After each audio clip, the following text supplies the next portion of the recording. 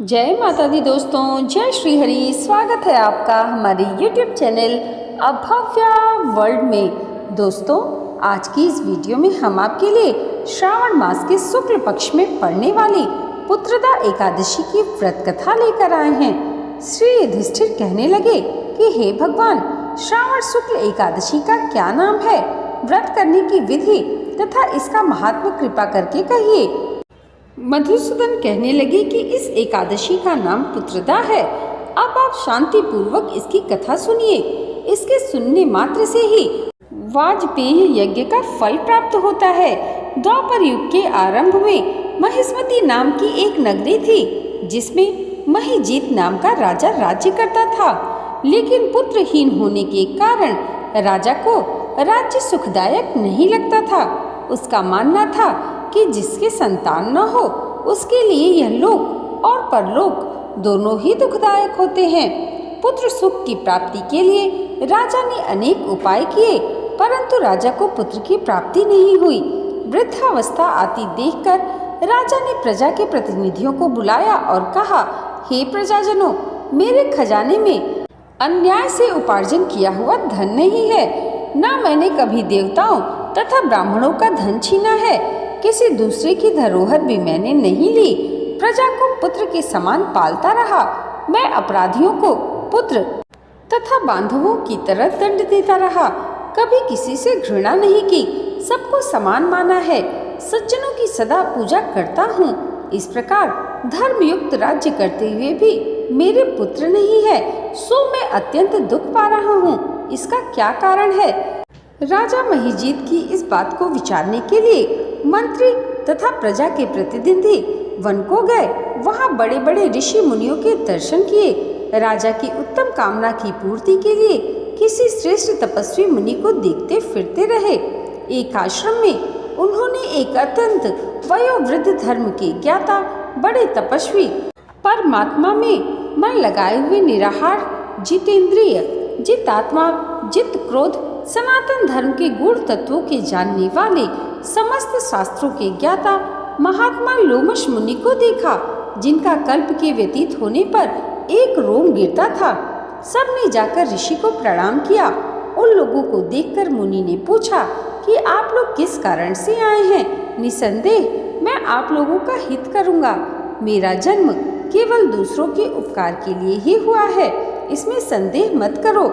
लोमश ऋषि के ऐसे वचन सुनकर सब लोग बोले, हे महर्षि, आप हमारी बात जानने में ब्रह्मा जी से भी अधिक समर्थ हैं, अतः आप हमारे इस संदेह को दूर कीजिए। महिष्मतीपुरी का धर्मात्मा राजा महिजीत प्रजा का पुत्र के समान पालन करता है, फिर भी वह पुत्रहीन होने के कारण दुखी है।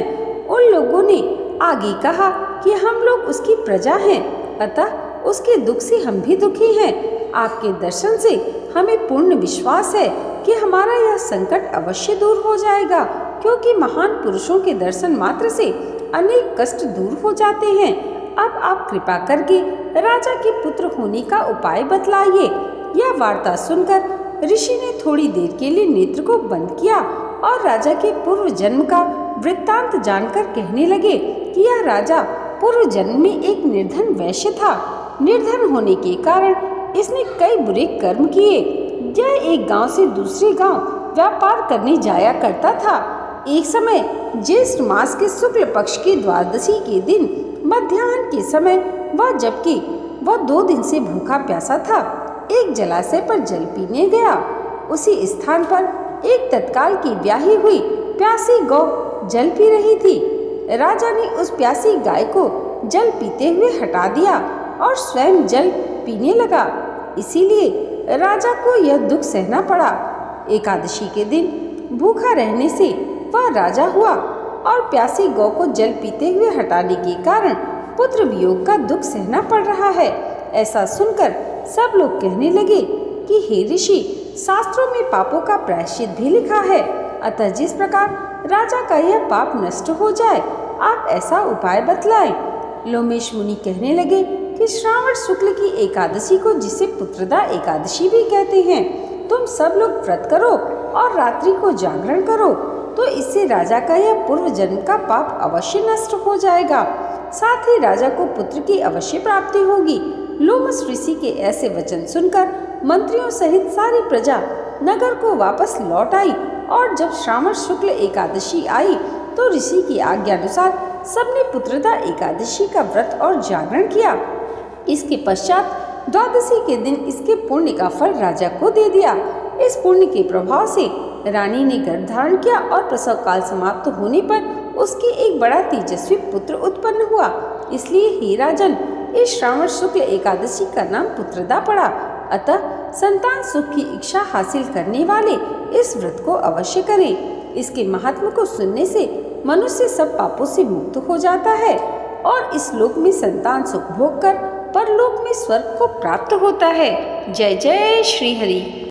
दोस्तों, आज की ये वीडियो अगर आपको अच्छी लगी हो तो कमेंट बॉक्स में जय श्री हरि ज़रूर लिखिएगा और इसे लाइक और हमारे चैनल पर पहली बार आए हैं तो सब्सक्राइब करना मत भूलिएगा। भगवान श्री हरि की कृपा आप सबके जीवन पर सदैव ऐसे ही बनी रहे, इसी मंगल कामना के साथ मिलते हैं अगले वीडियो में। तब तक के लिए जय माता दी, जय श्री हरि।